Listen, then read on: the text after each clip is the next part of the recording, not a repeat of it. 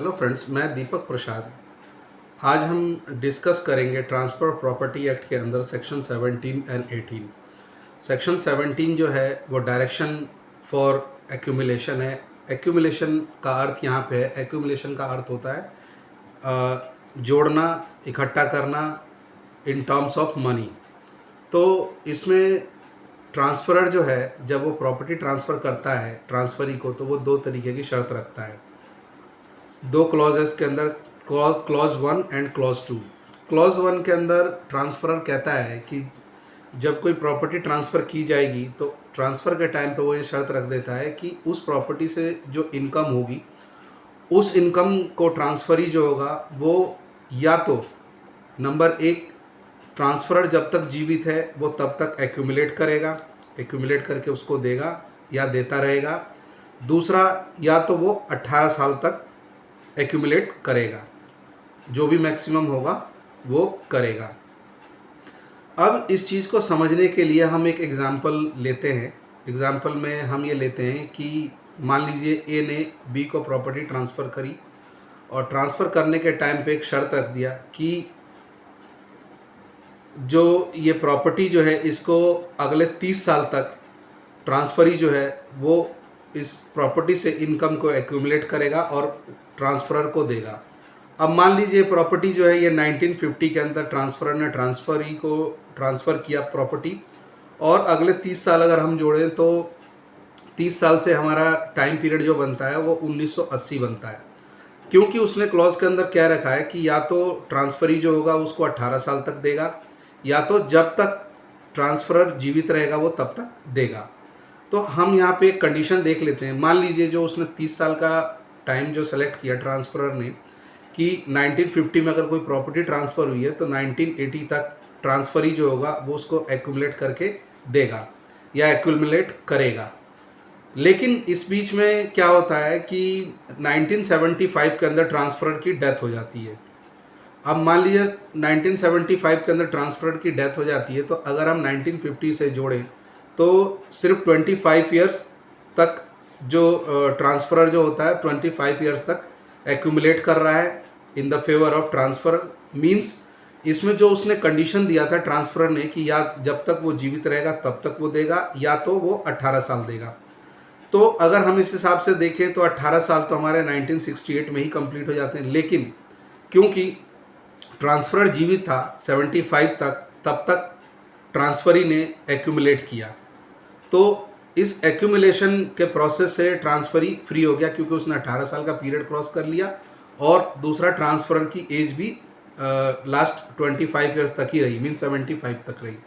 अब इसी के अंदर अगर हम कंडीशन देख लें कि मान लीजिए कि 1950 के अंदर जो प्रॉपर्टी ट्रांसफ़र की ट्रांसफ़रर ए ने ट्रांसफ़री बी को, अगर 1960 के अंदर ट्रांसफ़रर की डेथ हो जाती है तो उस केस में क्या होगा, उस केस में ट्रांसफ़री को कब तक एक्यूमुलेट करना होगा।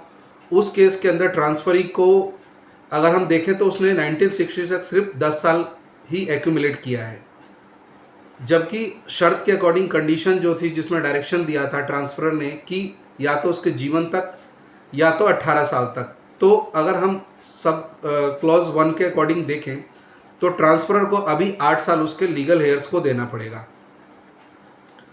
अब हम दूसरा इसमें क्लॉज देखते हैं, दूसरा सेक्शन 17 का दूसरा क्लॉज देखते हैं जिसमें 3 तरीके की कंडीशन दी गई है।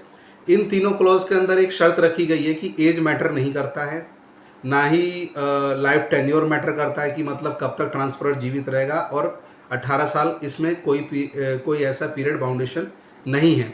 अब देखते हैं कि वो कंडीशन क्या है, वो डायरेक्शंस क्या हैं। अगर कोई प्रॉपर्टी ट्रांसफ़र करता है ट्रांसफ़री को और उसी टाइम कोई शर्त रखता है कि ट्रांसफ़रर के ऊपर अगर कोई डेट है प्रॉपर्टी से रिलेटेड, तो वो उस डेट की पेमेंट करता रहेगा जब तक डेट ख़त्म नहीं हो जाता। मींस एक एग्जांपल से हम समझते हैं कि मान लीजिए कि ट्रांसफ़रर ने एक प्रॉपर्टी जो है वो 50 साल के लिए लीज़ पे बी को दिया, ट्रांसफ़री को दिया। अब इसमें ट्रांसफ़रर ने ये शर्त रखी कि उसके ऊपर कोई कर्ज है, वो कर्ज जब तक चुकाया नहीं जाता तब तक ट्रांसफ़री जो है उस प्रॉपर्टी के से जो अर्निंग हो रही है उसको वो एक्यूमुलेट करेगा। फिर दूसरा डायरेक्शन ये है कि जो ट्रांसफरी जो है वो ट्रांसफ़र के बच्चों के लिए, या जो रिमोट इशू जो है, या रिमोट जो इश्यूज या इंटरेस्ट जो है, जैसे मान लीजिए उसके पोते परपोते, उन तक के लिए वो एक्यूमुलेट करेगा। इसमें कहीं भी ट्रांसफरर ने ये कंडीशन नहीं रखी कि वो कब तक जीवित रहेगा या 18 साल का, इसमें किसी तरीके का कोई बाउंडेशन नहीं है। पहला हमने इसमें समझा कि जब कोई प्रॉपर्टी ट्रांसफ़र होती है, ट्रांसफ़र करता है कोई property in the favour of B, तो उसी टाइम वो एक शर्त रख देता है कि भाई ऐसा है कि जब तक मेरा कर्जा पूरा नहीं हो जाता तब तक जो है तुम एक्यूमुलेट करोगे, जो इस प्रॉपर्टी से जो इनकम होगी उसको एक्यूमुलेट करोगे। उसके बाद उसमें हमने ही ये दूसरा जो हमने देखा, दूसरे में हमने देखा कि ट्रांसफरर ने शर्त रखी थी कि उसके बच्चों के लिए और उसके जो आगे जो पोते परपोते जो पोती वगैरह जो होंगे वो उनके लिए भी एक्यूमुलेट करेगा।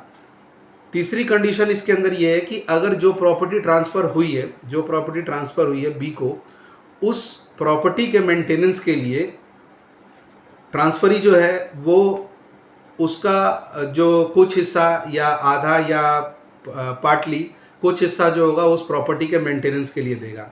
तो अब हम इसको एग्जांपल से समझते हैं कि जैसे मान लीजिए ए ने कोई ट्रांसफ़र किया प्रॉपर्टी बी को, लीज़ पे दिया 50 साल के लिए। अब ट्रांसफरर ने एक शर्त रखी बी को कि जब तक उसका डेट पूरा नहीं हो जाता तब तक वो उसके लिए एक्यूमुलेट करेगा। अब यहाँ पे एक दूसरा एग्जांपल समझ लेते हैं कि कोई उसने शॉप जो है ट्रांसफरर ए ने कोई शॉप जो है ट्रांसफरी बी को रेंट पे दिया, और उसी टाइम उसने एक शर्त रख दिया कि उस प्रॉपर्टी से जो भी इनकम होगी, जो शॉप जो होगी उससे जो इनकम होगी उसका 1/4 पार्ट जो होगा वो उस दुकान के मेंटेनेंस के लिए ट्रांसफरी एक्यूमुलेट करेगा। तो सेक्शन 17 जो है वो इसी बात को कहता है।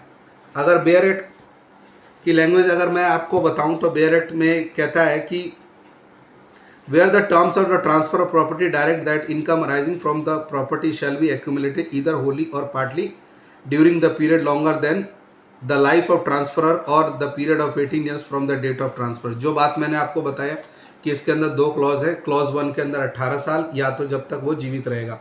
दूसरे क्लॉज के अंदर ये बताया गया था this section shall not affect any direction for accumulation for the purpose. दूसरे क्लॉज के अंदर ये कहता है कि इसमें कोई जो है वो कोई डायरेक्शन एक्यूमुलेशन के लिए स्पेसिफिक नहीं है। इट मीन्स 18 साल का नहीं है, और दूसरा जब तक जीवित रहेगा वो नहीं है। इसके अंदर दूसरे क्लॉज में कहा गया कि the payment of the debts of the transferor or any other person taking any interest under the transferor.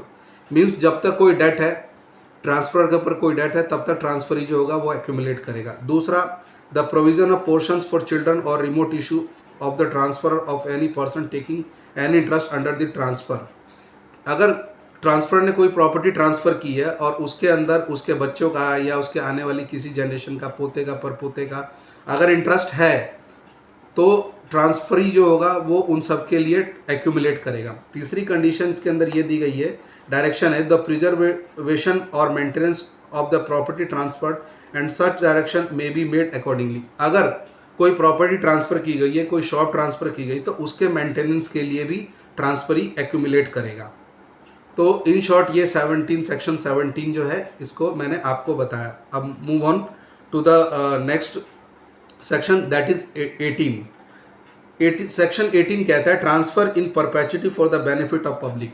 इससे पहले हमने सेक्शंस पढ़े थे 14, 16 एंड 17, जिसके अंदर कुछ कंडीशंस लगाई गई थी कि प्रॉपर्टी जो होगी वो किसके बेनिफिट के लिए होगी।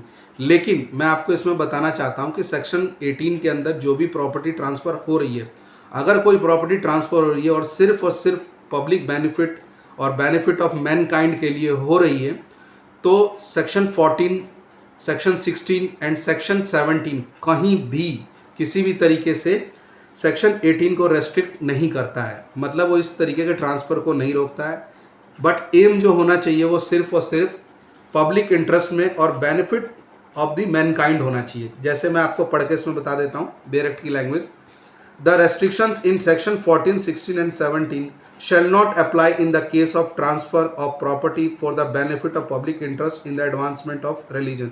जैसा कि मैंने आपको बताया कि सेक्शन 14, 16 एंड 17 कहीं से भी रेस्ट्रिक्ट नहीं करता। अगर प्रॉपर्टी का ट्रांसफ़र जो हो रहा है वो पब्लिक बेनिफिट के लिए हो रहा है, मैनकाइंड, बेनिफिट ऑफ मैनकाइंड के लिए हो रहा है। किसी मंदिर के लिए, किसी मस्जिद के लिए, कोई और रिलीजियस प्लेस के लिए, या कोई नॉलेजेबल इंस्टीट्यूशंस के लिए, या कॉमर्स, हेल्थ, सेफ्टी और any other object beneficial to mankind. तो सेक्शन 14, सेक्शन 16 एंड सेक्शन 17 जो है वो कहीं से भी सेक्शन 18 को रेस्ट्रिक्ट नहीं करेगा। मतलब ईजिली और विदाउट एनी हिंड्रेंस, विदाउट किसी तरीके की कोई बाधा के, कोई दिक्कत के, सेक्शन 18 के अंदर प्रॉपर्टी ट्रांसफ़र होगी for the benefit of Mankind. Thank you so much. I hope आपको मेरी वीडियो पसंद आई होगी। लाइक करें, सब्सक्राइब करें। मिलते हैं नेक्स्ट वीडियो में। Thank you so much.